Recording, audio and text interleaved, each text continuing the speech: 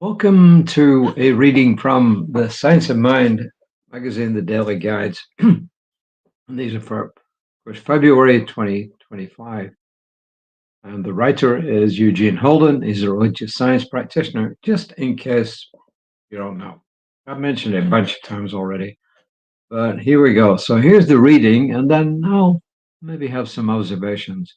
The title of the reading is One Life.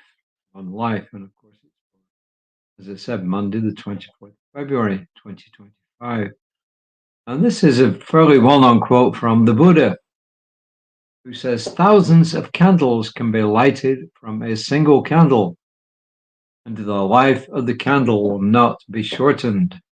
Happiness never decreases by being shared." So they are, the Buddha. And Ernest Holmes said, which is really how we begin our prayers. Spiritual mind treatment, affirmative prayer, same thing. There is only one life. That life is God. That life is perfect. That life is my life right now. And Eugene goes on to say, the essence of Ernest Holmes' assertion, there is only one life, has been around for thousands of years. In many religions, we hear the same thing. In the Jewish text, used to be called the Old Testament, we read, "Hear, O Israel, the Lord thy God is one." In Islam, we read, "Tell them, Muhammad, that I am one." In the book of Matthew, we read, "And the scribe said unto him, Well, Master, thou hast said the truth, for there is one God, and there is none other but he."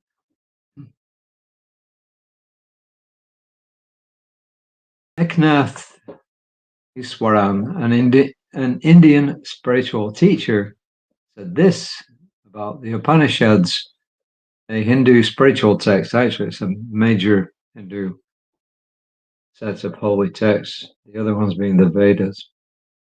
They, the Upanishads, testified that this oneness can be realized directly without the mediation of priests or rituals or any of the structures of organized religion, not after death, but in this life. This is the purpose for which each of us has been born and the goal towards which evolution moves. Quote unquote. This is Eugene again. He says, we're here to recognize and acknowledge our oneness. Out of this one life, the many are created. The many are created to express the one life. You are here to express your individualized manifestation of the one. Remember, it is not the life of God as something separate from your own life. It is the life of God revealing itself as your life.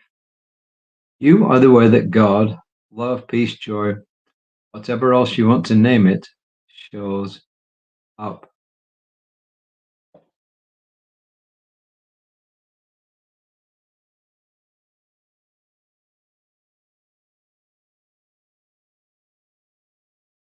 So the whole idea that there is simply one source of all life has been around for thousands of years.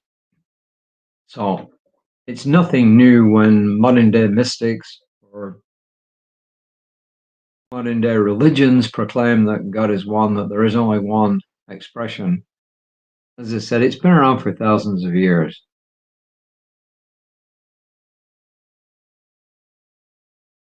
The idea that we are able to approach and experience this oneness has also been around for thousands of years.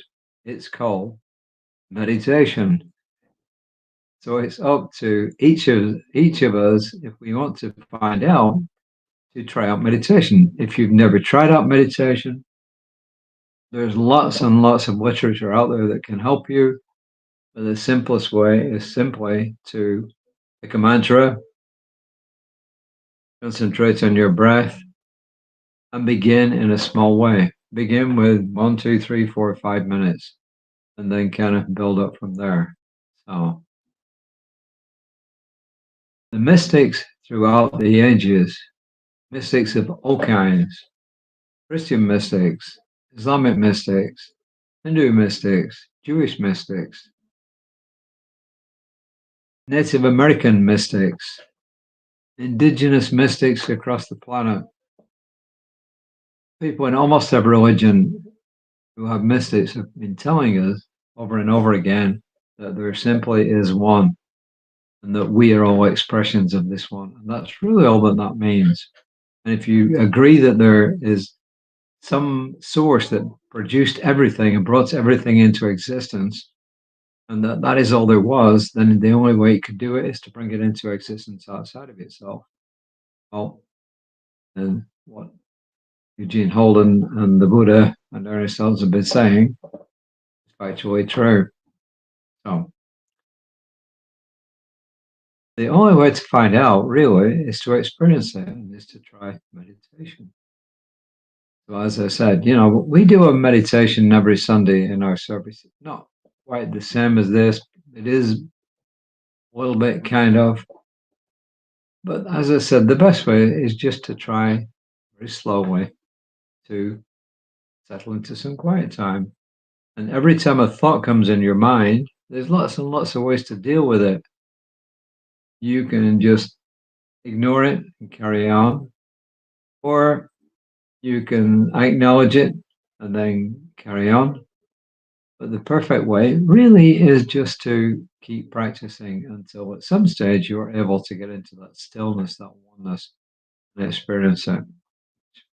Is all.